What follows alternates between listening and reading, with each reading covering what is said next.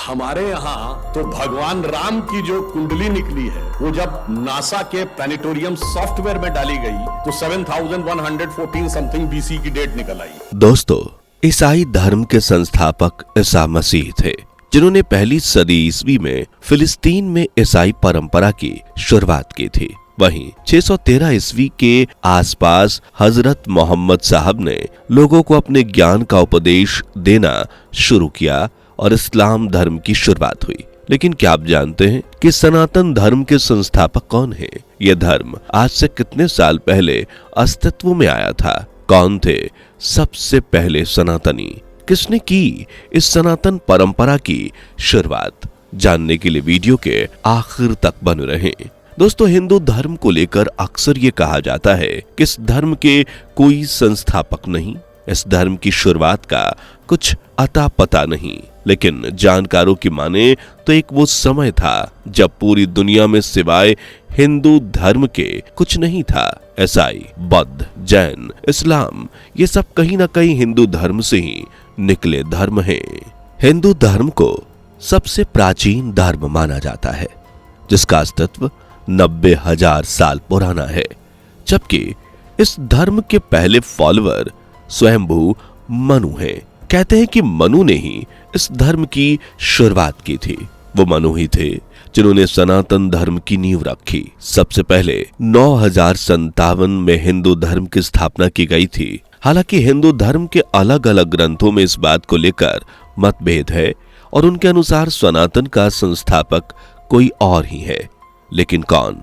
ये जानने से पहले वीडियो को लाइक, शेयर करके चैनल को सब्सक्राइब कर लीजिए। दोस्तों, सनातन का अर्थ है संज्ञानम तनोति विस्तारयति इति सनातन, यानी जो शाश्वत, चिरस्थायी है, निरंतर ज्ञान का विस्तार करता है, वही सनातन है।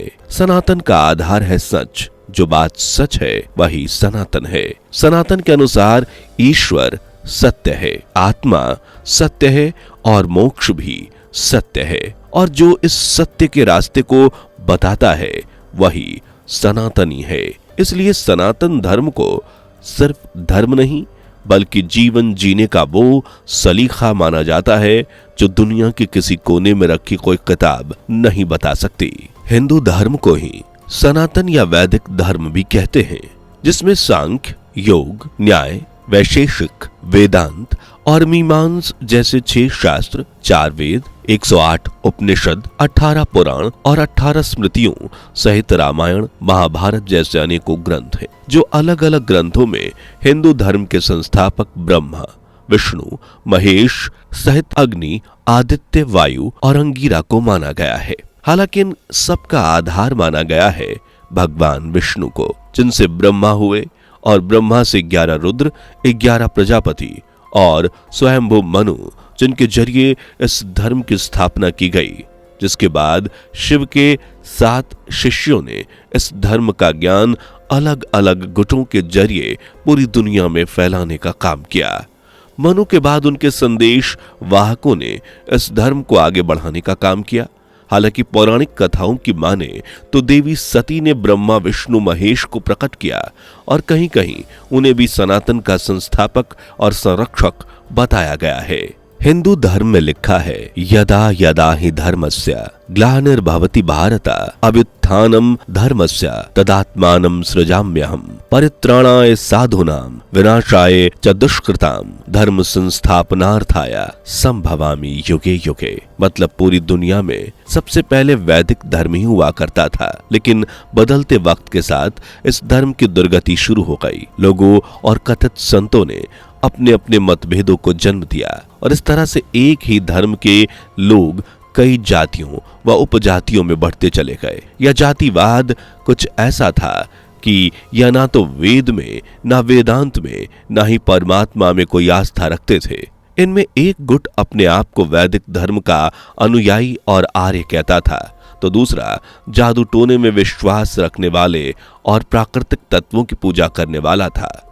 लेकिन दोनों निकले थे सनातन धर्म से ही। दोनों ही वर्ग भ्रम और भटकाव में जी रहे थे, क्योंकि असल में उनका वैदिक धर्म से कोई रिश्ता ही नहीं था। ऐसा माना जाता है कि श्री कृष्ण के काल में, यानी 3112 ईसा पूर्व के बाद ऐसे 72 से ज्यादा समुदाय दुनिया में जी रहे थे जो कहने को तो वैदिक थे, लेकिन उनका वैदिक धर्म से दूर दूर तक कोई नाता नहीं था।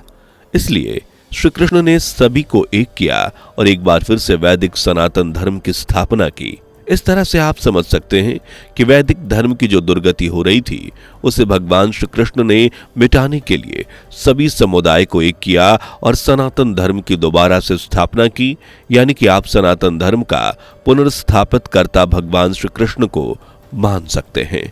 यही कारण है कि भगवत गीता में श्री कृष्ण सर्वश्रेष्ठ माने गए हैं। उन्हें ही सृष्टि का पालनहार भी बताया गया है। हालांकि यह हाल सभी पुराणों का है, फिर चाहे वो विष्णु पुराण हो, शिव पुराण हो या ब्रह्म पुराण। वही जानकारों की माने तो ब्रह्मा विष्णु महेश सहित अग्नि आदित्य वायु और अंगिरा ने इस धर्म की स्थापना की। इस तरह मनु और वेद सभी हिंदू धर्म के मुख्य माने जाते हैं। बाद में इस धर्म से जुड़े कई अन्य लोग और शक्तियां दुनिया में आती रहीं और अपने अपने तरीके से इस धर्म को लोगों तक पहुंचाया और यही परंपरा लगभग 90,000 वर्षों तक चलती रही, जहां पहुंचते पहुंचते सनातन ज्ञान भगवान श्री कृष्ण तक पहुंचा, गौतम बुद्ध तक पहुंचा। लेकिन इन्होंने अपने अपने तरीके से वैदिक धर्म को दुनिया में लोगों तक पहुंचाया।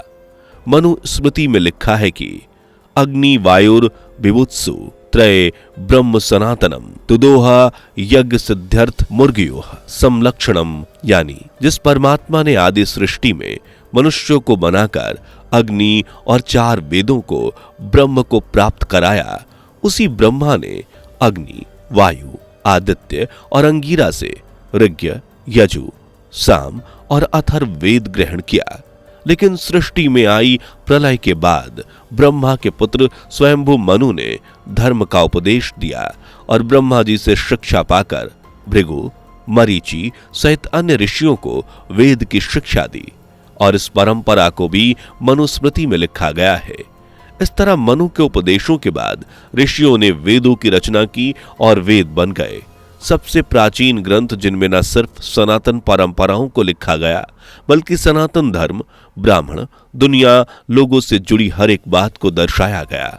शतपथ ब्राह्मण के अनुसार अग्नि वायु और सूर्य ने तपस्या की और ऋग्वेद यजुर्वेद और सामवेद को प्राप्त किया।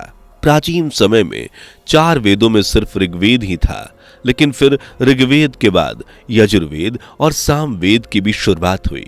इसके बाद सदियों तक तीनों वेद ही थे, जिन्हें वेद त्रयी कहा जाने लगा।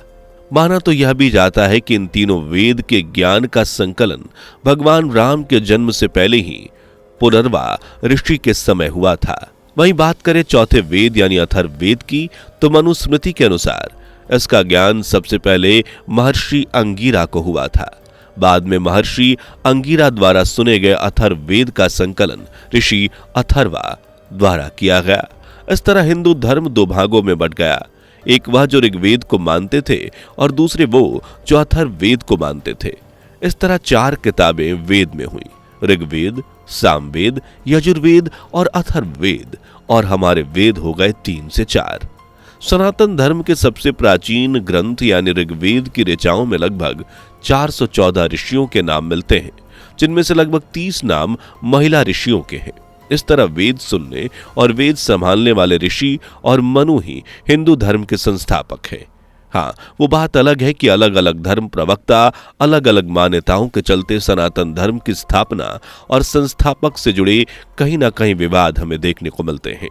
लेकिन जब सभी धर्मों को मिलाकर एक सार निकाला जाता है तो ये देखने को मिलता है कि सनातन धर्म का संस्थापक मनु ही है, जिनके बाद उनके शिष्यों ने इस धर्म को देश दुनिया में फैलाने का काम किया।